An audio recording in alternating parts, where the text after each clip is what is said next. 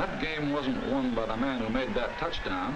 It was won by a team, and every man on the team had a share in winning it. We're playing another kind of a game now, only this one isn't for fun. It's for keeps.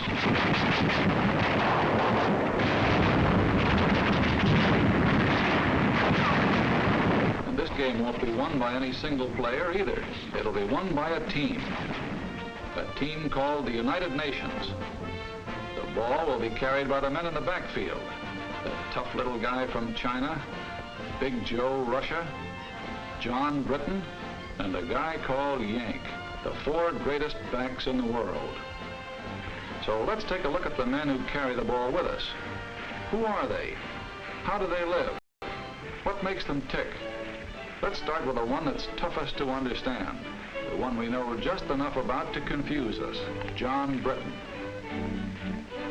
Here's where he lives. A little island no larger than the state of Idaho. 500,000 people live in Idaho. 96 times that many live in Britain. The Nazis and the Japs scream about Lebensraum, living space. But there are more people on a square mile of Britain than a square mile of Germany or Italy or Japan. More congestion than practically any place on Earth except the New York subway or a sardine can. And that's a clue that explains a lot about John Britain. We build front porches on our houses because we didn't want to miss the chance to see our neighbors. But John Britain hides himself in a little box and plants a hedge around that to make sure he doesn't. Living that close to neighbors, privacy is part of the pursuit of happiness. And in the sardine can called Britain, they learn to get on with their neighbors. They have to. He's too damn close. That's why they have so little crime in Britain. Believe it or not, even in wartime, the British cop does not carry a gun, nor does the professional crook. And in 1926, when the world heard of this stoppage of work in Britain, that industry, transportation, the whole life of the country had been paralyzed by a general strike, it was still more surprised next day to learn that the strikers were playing football with the cops. You can only understand that if you live in a sardine can. The second clue to this guy on our team. No part of Britain is more than 100 miles from the sea. Every day for hundreds of years, years of peace and years of war, John Britain has seen ships sail from his island to the 7 seas. That means that whenever John Britain wants to bust out of his sardine can, it's the sea that gets him.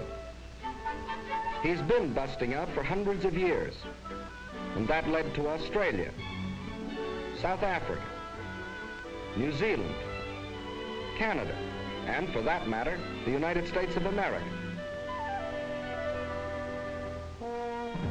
How did John Britain get on our team? Remember 1938? The Yankees won the pennant. Wrong way, Corrigan. The last trains ran on the 6th Avenue L. Well, John Britain got excited about the same sort of things.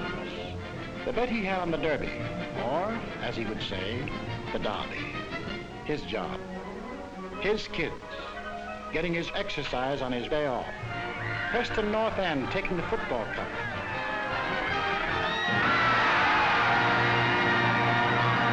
Only 300 miles away, people were cheering another kind of event.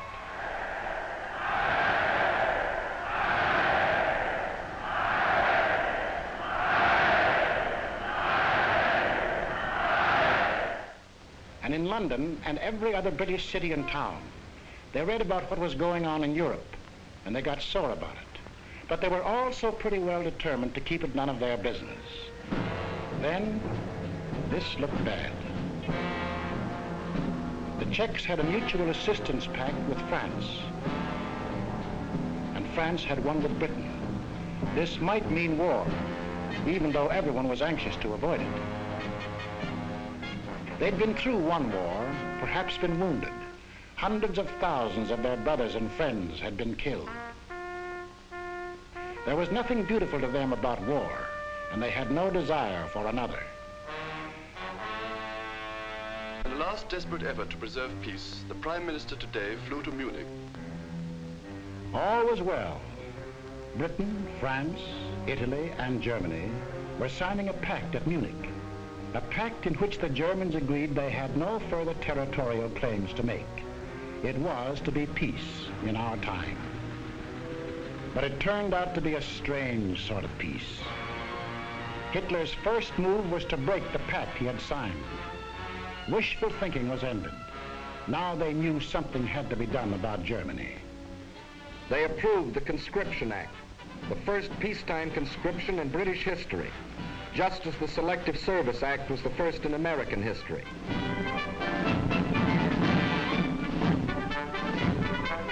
The British had put their cards on the table.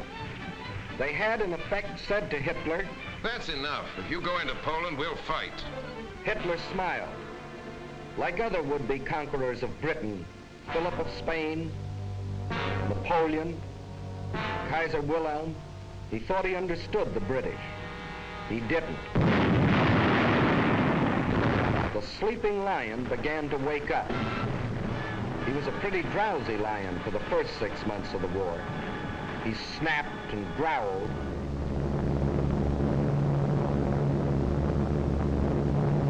But he dropped more leaflets than bombs. He hoped that common sense would return to the German people and that they would throw out Hitler and the German warlords. Instead,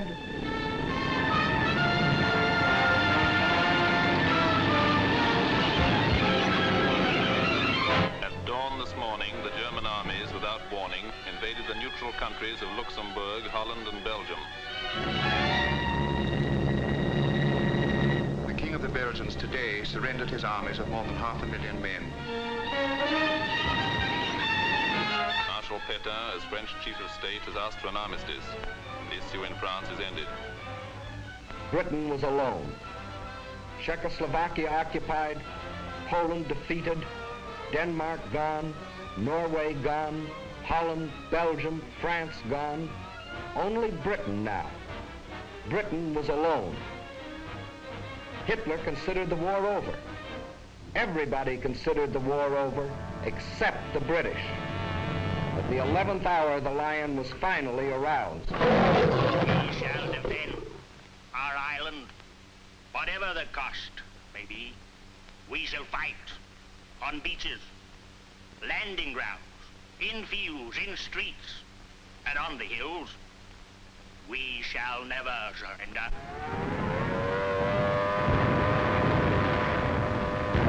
For a year, they took everything that the Nazis could throw at them. For one solid year, from June 1940 to June of 1941, they were the only major power fighting the greatest war machine in the world.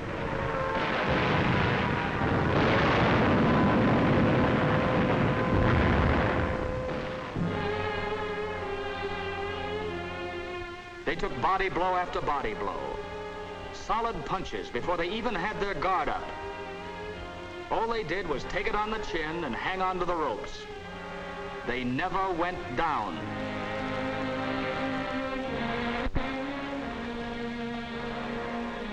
And while they buried their dead, they prepared grimly and defiantly for the day when they could strike back. There were no victories to cheer them on, just defeat after defeat. Some heroic, like the beaches of Dunkirk, or like the hills of Greece, where British soldiers landed to keep their pledge of honor to the Greek people. Landed knowing they were facing overwhelming odds. But some less glorious. Hong Kong and Singapore and Burma. But through all these long months, the British people were thinking and planning and working only for the day when they themselves could take the offensive. And that day came.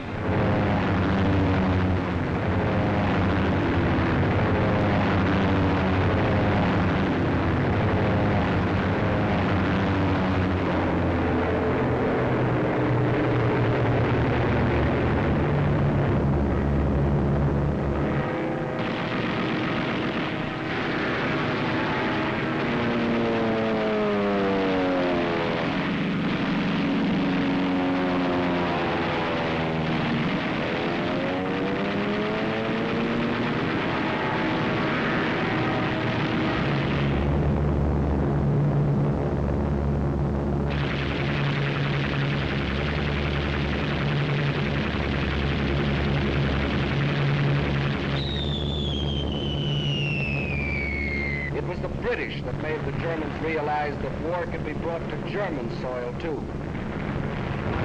Day after day, night after night.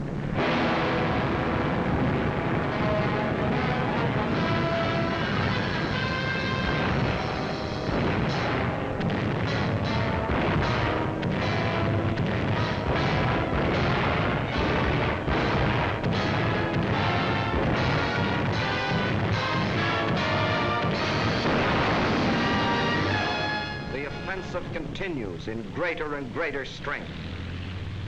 That's in the air. And on the ground, 1,500 miles away in North Africa.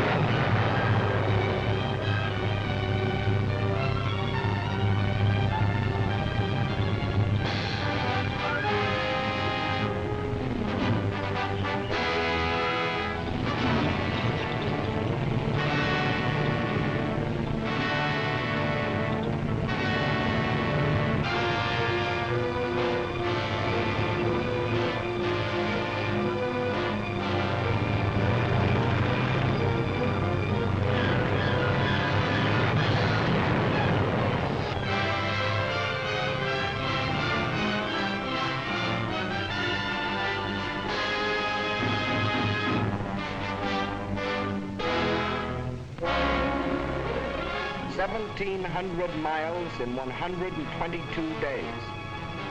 1,700 miles of sand and wind and enemies. Once more, the people of Britain heard their church bells ring.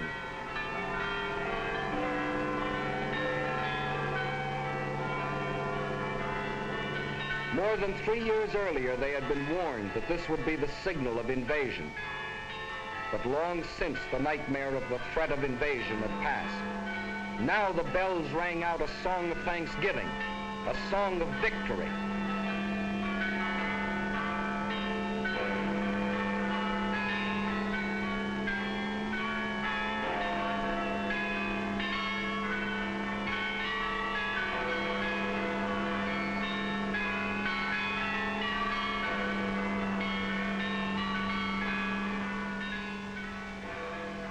Now there's the plain and simple truth about Britain. But the fellow that calls the signals on the Axis team knows his only chance of winning is to split our team up. So his team plays a game at which they've had a lot of practice. A game which has conquered half a dozen countries for them. A game called divide and conquer. Men like these tell the British we aren't taking the war seriously. They tell the Russians we are letting them down. They tell the British the Russians will sell them out. And they tell us...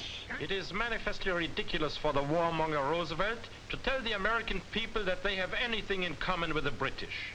On the contrary, they are different in every respect. Well, there are differences, that's true. For instance, we drive on the right side of the road. But in Britain, we go for baseball.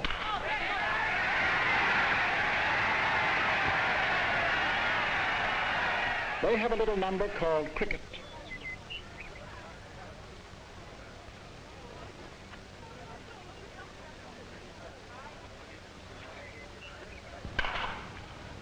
Very well played, sir.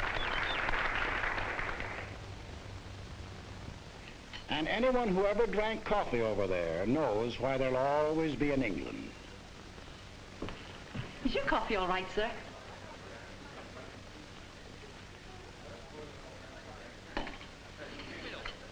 glass of half and half. Have you heard about it, boys? Give us another glass of half and half. Blimey, you'd have thought it happened to poor old Bill. And another bloke here. So I went in to sup my dinner, but it's that in buckets and I was getting swarch. Lad, that's bad. And Main Tchaikovsky's smaller pianoforte works are past. Are they kidding, Jack? Why the cockamamie sprinkling some schmaltz mixed with celery tonic? Why do they all mush so much with corn cone in their mouth? You all can't understand a word they say. Yes, there are differences. But there are a few things that Britain and America do have in common. And these are the important things of life. A little thing called a free representative government. We call it Congress. They call it Parliament. A little thing called freedom of speech. No, in the next war, you've not got to go to it. They'll bring the war to you. And the thing is, if you take a tip from me, go and live at the Dorchester, because the trenches are just outside. This meeting is called under the auspices of the American Workers' Party, an organization dedicated to the organizing of the working class of America. Freedom of the press. Freedom of religion. They may not be important to Hitler, but all these things are the common heritage of John Q. Public and John Britain. 700 years ago, their ancestors fought for the Magna Carta. No one will we deny or delay, right or justice. 300 years ago, the Petition of Right. No man shall be compelled to yield any tax without act of Parliament. These principles came to our own country with the earliest settlers, and from them developed. Congress shall make no laws respecting an establishment of religion, or prohibiting the free exercise thereof, or abridging the freedom of speech, or of the press, or the right of the people peaceably to assemble. We may make gags about each other's accents, but we speak the same language of freedom. Even during the American Revolution, when we were at each other's throats, the Earl of Chatham was free to say about us to the British Parliament, "You cannot but respect their cause and wish to make it your own." And that is why in the heart of London, alongside his great naval hero, Nelson, John Britain has put George Washington. And in Parliament Square, the most sacred spot in the British Commonwealth of Nations, Abraham Lincoln. Of course, Hitler doesn't like this kind of talk. His job is to sell the British that we are a nation of money grubbers and gangsters. While in the next studio, he is selling us the idea that the British are gutless and dopes. The John Q. Public and John Britain are entirely different. All right, Hitler, where are these miners? Wales or West Virginia? These farmers, Devonshire or Wisconsin? These steel workers, Sheffield or Pittsburgh? These children, American or British, they live in lands which share the same hopes, the same ideals, and unlike the poor children of Germany, in lands where the truth is free.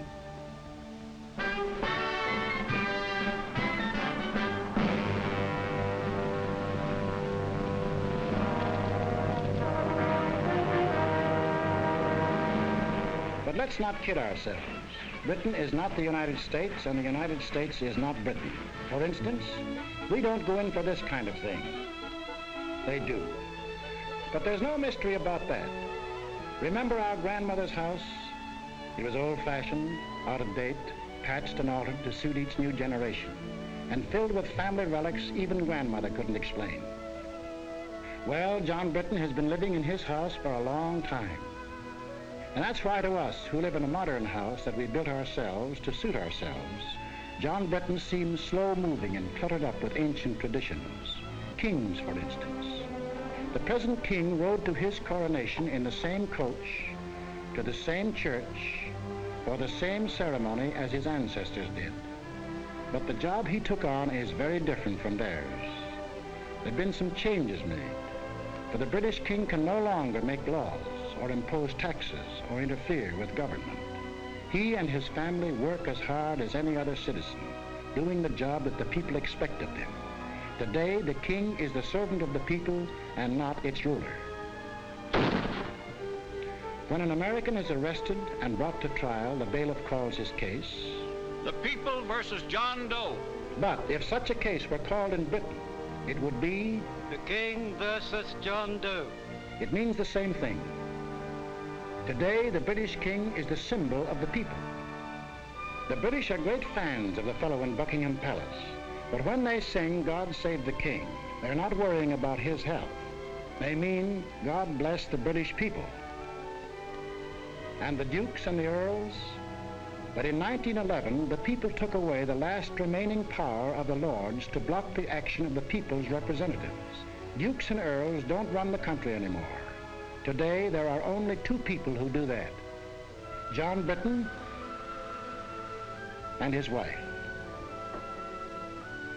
They go to the polls, just as Mr. and Mrs. John Q. Public do here, and elect their representatives to the House of Commons. And there they fix the taxes and make the laws. And if John wanted to get rid of the lords, his representatives in Commons can at any time vote them out of existence. But John doesn't want to get rid of them.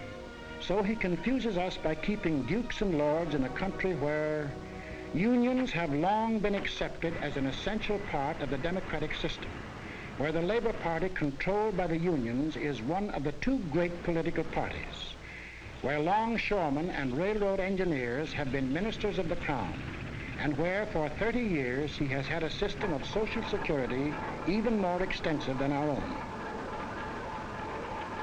So when you read about Lord Louis Mountbatten or Lord Beaverbrook, former head of aircraft production, don't think they got their jobs because of their titles. They got them because they were the best men for the jobs. Just as Ernest Bevin, formerly a labor leader and now member of the War Cabinet, Herbert Morrison, who started life as an errand boy and is now Minister of Home Security, got their important jobs because they were the best men for them. With the things on the surface, the unimportant things, their John Britton and our John Q. Public differ. But the important part of their lives, they run the same way, the democratic way, the free way. But this gentleman never bothered about the truth. And when John Britton started carrying the war to Germany, he tried a new line. The warmonger Churchill only wages this war against the German people to save the British Empire. All right, let's take a look at that one. Here's the British Empire. And here's where the Germans were headed when Britain declared war. Does that look like trying to save the empire? Tackling Germany when it was headed into Poland and toward Russia? The one direction in which there were no British possessions? After Poland fell, Hitler hinted at peace with the British.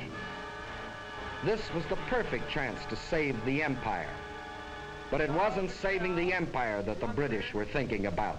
The position of His Majesty's government in respect of any peace offer by Hitler. We are not, in any circumstances, prepared to negotiate with him at any time on any subject. And after Britain had been on the losing end, month after month, it had another chance to save the empire. Even now, Hitler thought John Britton would make a deal. We heard the British answer. What kind of a people do they think we are? Is it possible they do not realize that we shall never cease to persevere against them until they have been taught a lesson which they and the world will never forget?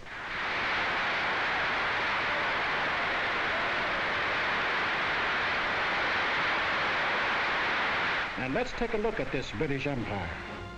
The freedom we fought for in 1776, Britain has since freely given to Canada, Australia, New Zealand, South Africa. These are independent nations with their own parliaments, their own laws, even their own money systems, their own tariffs, which often work to Britain's disadvantage, their own armies and navies. Britain couldn't even take them into war if she wanted to. That's a problem they settle for themselves. Each one of the British Commonwealth of Nations declared war on Germany of its own free will. Of course, no one ever talks about the British Empire today without mentioning India. And men of goodwill in Britain as well as other countries have been outspoken in their demands for Indian freedom. For no man who believes in democracy can support foreign rule of any people. But there are things that many of us do not know about India. For instance, that India pays no taxes to Britain, either directly or indirectly. That the Indians fix their own tariff laws, frequently to Britain's disadvantage. That of the Viceroy's Executive Council, 11 of the 15 members are Indians. And in the courts, 10 of every 11 judges. Furthermore, that no Indian is ever conscripted for service in the Army and Navy.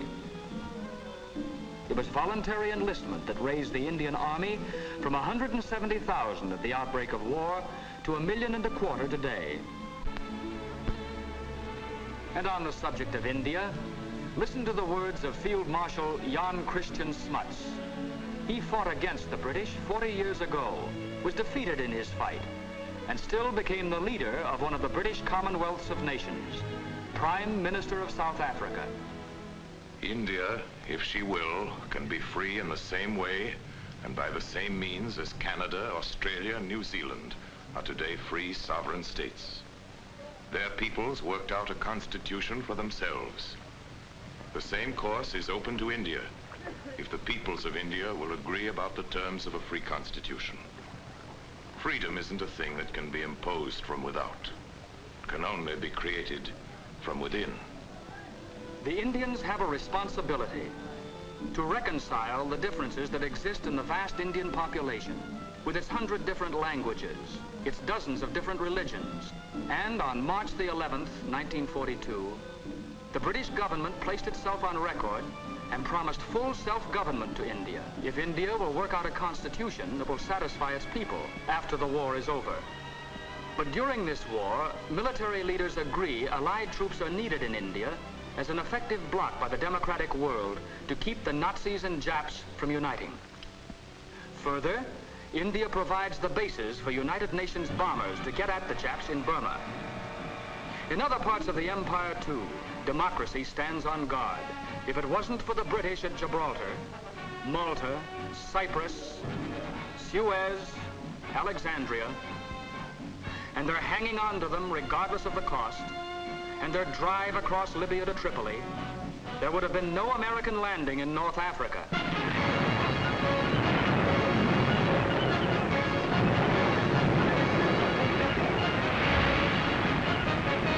There's another tune the Nazis play about the British Empire. The British are sitting back, letting others fight the war for them. Ooh, we know that tune very well. Britain will fight to the last Australian or Canadian or New Zealander.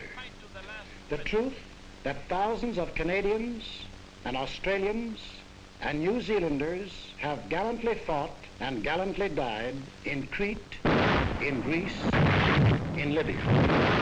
But there's something the Nazi mouthpiece leaves out, something pretty important.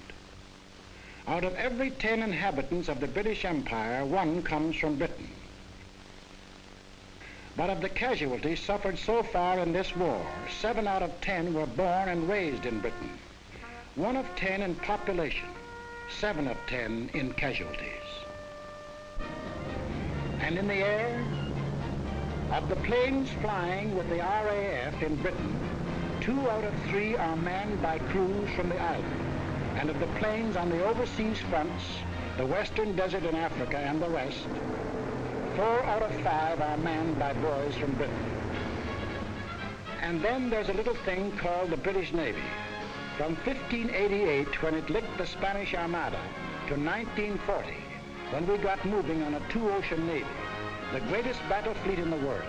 That, too, is manned almost entirely by men of Britain, the little island in the Atlantic, an island of seafarers. And the British Merchant Navy, still the greatest merchant navy in the world, in spite of all that Hitler can do. Men from every British town and village in the stokeholds of 10,000 ships, on ice-coated decks, in grimy engine rooms, men who have been torpedoed twice, 3 times.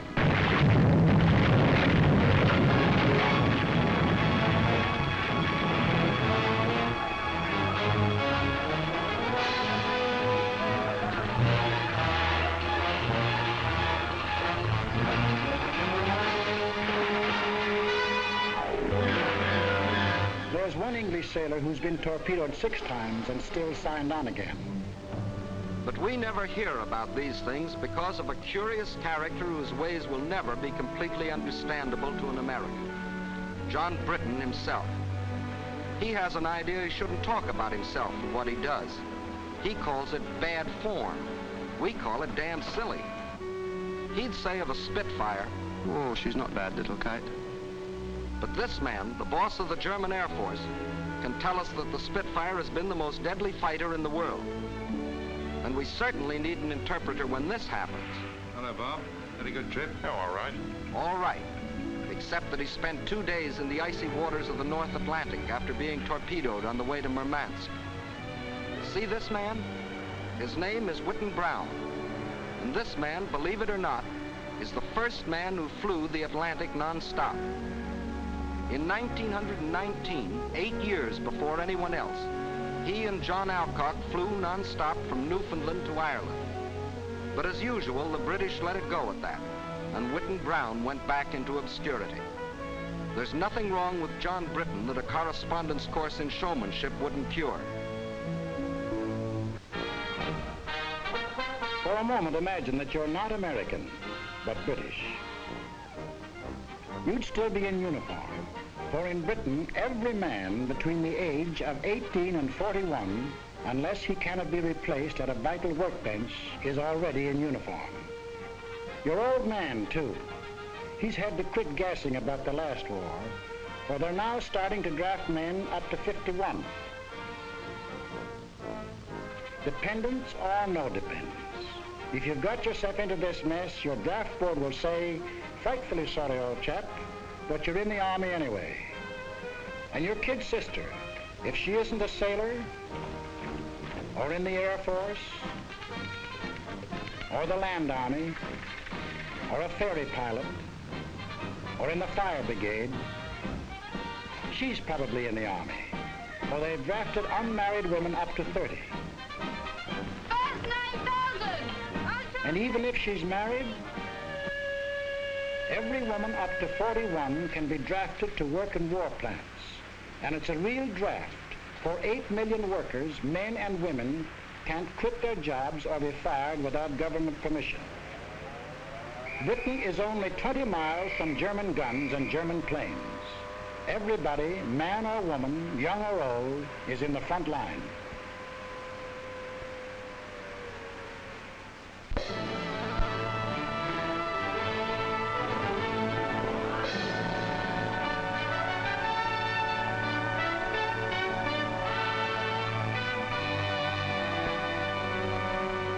Maybe this isn't your idea of Britain.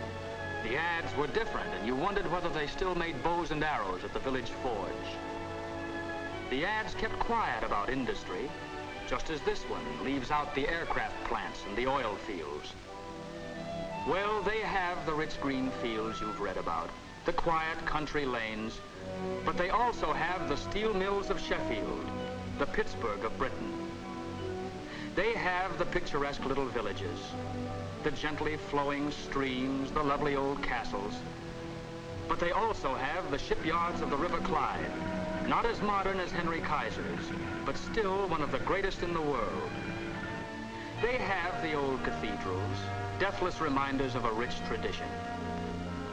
But they also have the great industrial cities of Birmingham, Glasgow, Manchester, Leeds.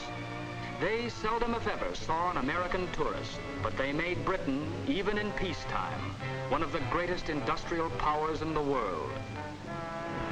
And in wartime, even as late as July 1942, this little island, no larger than the state of Idaho, was making more war goods than we were. Maybe you thought John Britton sat there and waited for us to send him planes and guns and tanks. Well, he's deeply grateful for what our Lend-Lease did for him. It saved his skin when he was in a tough spot. But today, Lend-Lease works in more ways than one. For today, John Britton himself furnishes planes and guns and tanks through the same Lend-Lease to us, to Russia, and his other allies all over the world. In Britain alone, our forces have received, free from the British, 1.5 million tons of food, clothing, and munitions, and 2.5 million tons of other materials. There's another thing you ought to know about Britain. If your unit gets sent there, you probably won't be invited out for supper or for a drink. That's not because the British don't want to entertain you. They haven't anything to entertain you with. Britain is mobilized for war, total war, and that means an end to civilian supplies. If you were a Britisher, you wouldn't expect your girl to use lipstick. There isn't any, except what we bring over as bait. She wouldn't be smartly dressed, for clothes are rationed, severely rationed. It's very unlikely she wears stockings, for if she bought a pair of stockings a month, that would be all the clothes of any kind she could buy. That's some rationing. We think our gas rationing is tough, but John Britain gets no gas at all. He goes to a pub to buy a bottle of whiskey. The pub keeper laughs in his face. Grain is needed for industrial alcohol. Industrial alcohol is needed for munitions. And nearly all the reserve stock of British whiskey is kept for sale to America to pay for the goods Britain buys here. For don't forget, besides Lend-Lease, Britain buys and pays for vast quantities of goods. And it was the cash purchases that Britain made before we entered the war that gave our munitions industry its start and enabled us to build it up in record time. He goes to buy a pack of cigarettes. There probably aren't any. But if there are... 2 shillings, please. That's 40 cents for a pack of cigarettes. 12 cents represent the cost of the cigarettes. The other 28, the tax paid to the government. For Britain is going all out in taxation. Nobody is making any money out of this war. Industry is paying. Excess profits tax is 100%. Labor is paying. The man who earns $33 a week pays 29% income tax. And the rich man, if there are any of them left, pays an income tax of no less than 97.5%. And then there's the little matter of food. There are not many fat men in England nowadays, but John Britain isn't kicking. He knows 1 egg a week is helping him to win the war. The British rations are the rations of a free people. They could get food as they did in peacetime from Canada, Australia, but that would take ships, and the British prefer to use the ships for supplies to Russia, planes from America, troops to the Mediterranean. To win the war, every Britisher is on short rations and has been on short rations for 2 years. Everybody except the children. They get 4 times the eggs that grown-ups do. They get all the oranges that arrive in Britain, and practically all of the extra milk. For John Britain is thinking of after the war, of the new world that his children and ours will inherit. A world where there will not only be freedom of speech and freedom of worship, but also freedom from want and freedom from fear. It is not given to us to peer into the mysteries of the future. Still I avow my hope and faith, sure and inviolate, that in the days to come, the British and American peoples will, for their own safety and for the good of all, walk together in majesty, in justice, and in peace. This is what the British are fighting for. They are an old people, a stubborn people, and sometimes they have moved slowly. But in 3 years of blood and sweat and tears, John Britain has found his soul.